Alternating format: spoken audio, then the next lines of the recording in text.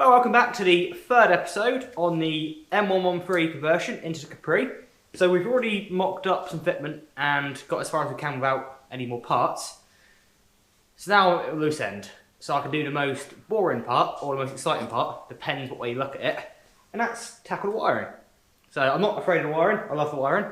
So I've got no wiring diagrams on this, and I'm not going to bother to source any yet either. I'm going to try my best to go for the wiring and decipher it and rip out all we don't need to start with. So let's get cracking in a minute. So a typical engine, what we've got here, we've got a coolant temperature sensor. I think we've got a map sensor there, so we want what we want in that one. We've got a valve there to do with the secondary air injection stuff, so you don't want any of that. We've got another valve there, I think, to do with maybe that might be the intake flaps. Don't want that either. We've got our coil packs. We obviously want all the wiring for them, and we want all the wiring for our injectors. MAF wiring, we don't want, because we're not using that either. Cam wiring, I'm going to leave in place, because I want the option of maybe going sequential in the future, but we're not going to be using that. Crank sensor wiring is back here somewhere. Just move the map a minute. Nope. Or not. Crank sensor wiring is... where is he? There he is. There's the crank sensor. So we need that. Starter wiring, yep, will be... obviously have a separate power cable to starter and one to the alternator. So all we need is the alternator exciter wire and the starter trigger wire. What's this wiring? Oh, that's oil level or temperature. Don't want that. What's this? Oh, that's the alternator. HT is obviously going to stay. And then, what other sensors we've got going on here? What's that? Another valve. Oh, that could be for the actuator flaps. We don't want it anyway. It's going. So basically, all we want is wiring for the coil packs, injectors, starter, alternator, engine temperature. If there's an intake temperature sensor in here, we want that one as well. Although we don't actually need it, it's just nice to have it.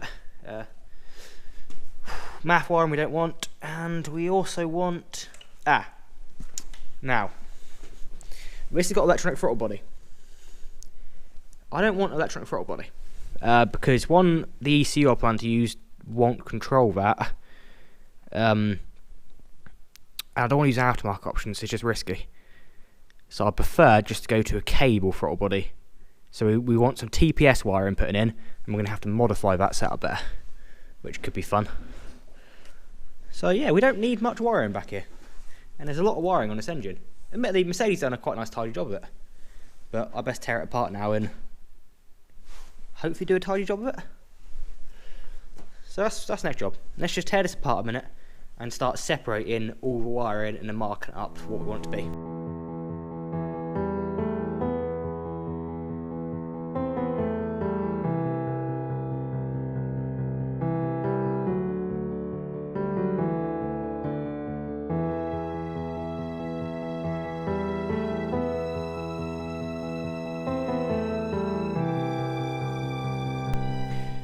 Well, that's the wiring tore apart. So I've just so far tore all the loom bits off. Obviously we're going to be ditching the valve body for throttle body cables there. Crank's going to be staying. The alternator supply cable, actually, I'm going to keep. That's quite a nice cable. Goes around back around to a starter. Has a fuse in it. So we'll keep that one. The oil level cables, ditching them. So I'll repurpose them for a idle control valve, I think, which what I've done here is cut off the EGR intake pipe there, because that's perfect to refeed to an idle control valve. And I could even probably put a hose, a fitting on the intake cover for the other side of that. So we'll have an idle control valve down here off that pipe. EGR will be blanked back there. That cable will be repurposed.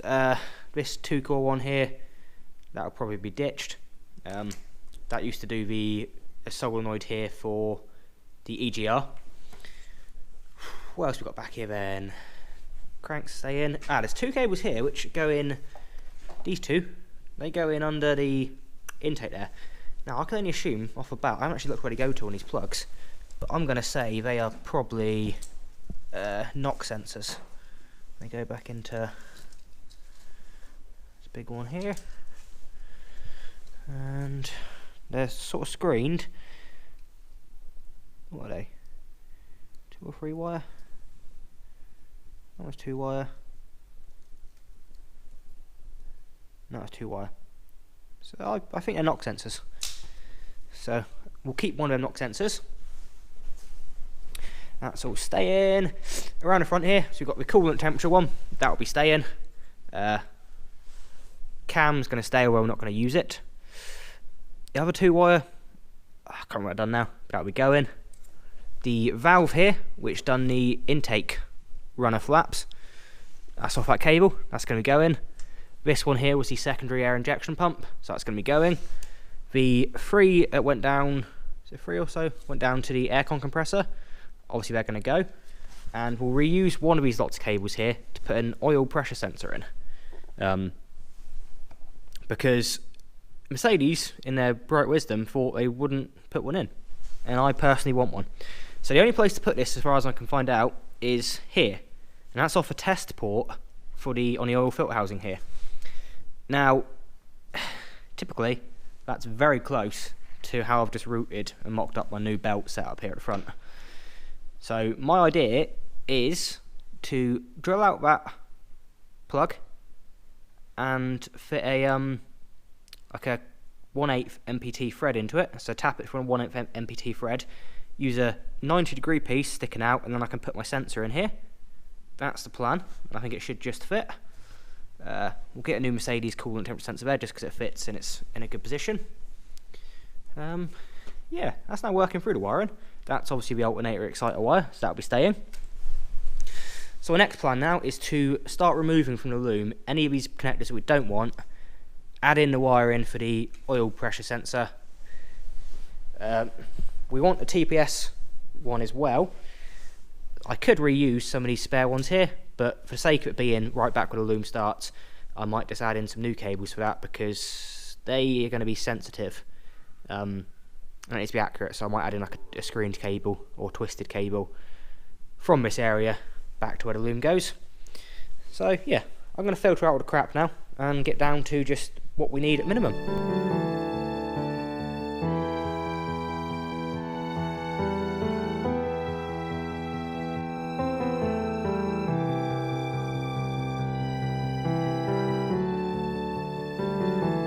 So all the rubbish removed. This now leaves us a nice blank canvas where we can add in some sensors. So I've actually got to add in the cable for the TPS, the idle control valve, and the oil pressure switch sensor. Sorry, I just removed the old stuff, so I'll just put it in new. It's only going to come back here into there anyway, and I've stripped the whole loom apart, so it doesn't matter. I've just been looking at the coil packs, injectors. Injectors are quite simple. What we've got here is we seem to have, I'm assuming, a 12-watt feed for the injectors, and then a switch ground back for each of them. Perfect per injector, obviously, because it's sequential injection and fire. The coil packs, I haven't actually googled this and worked out what they do yet, but we've got 3 wires per coil pack, and now the middle wire of all of them are common here in the one connector, and that doesn't ground to the header, and it goes back to the ECU again as well. So these coil packs are obviously going to be a 12-watt coil pack, so need a 12-watt supply. Whether they are a 5-volt signal or a 12-volt signal, and or whether they're a 0-volt signal, I don't know yet. And obviously they need a ground to the head as a return path. Now that might be done by the bolt that bolts them on. I'm not sure yet. But I'm assuming here we're going to have maybe a positive, a negative, and a signal to each coil pack. So I've got to go and look at some wiring diagrams for that. I want to check out, because also I've got a few different splice connections here. This one here I think is a ground. Not ground, 12-volt. This one here for injectors is a 12-volt. This one here obviously is just for coils only. I'm not sure what it is yet. And then there is another one here which is for injectors. Yeah, it's injectors. And I'm pretty sure there's a ground one somewhere as well, I think. Got to work out yet, I don't know. We've also got these 2 capacitors here.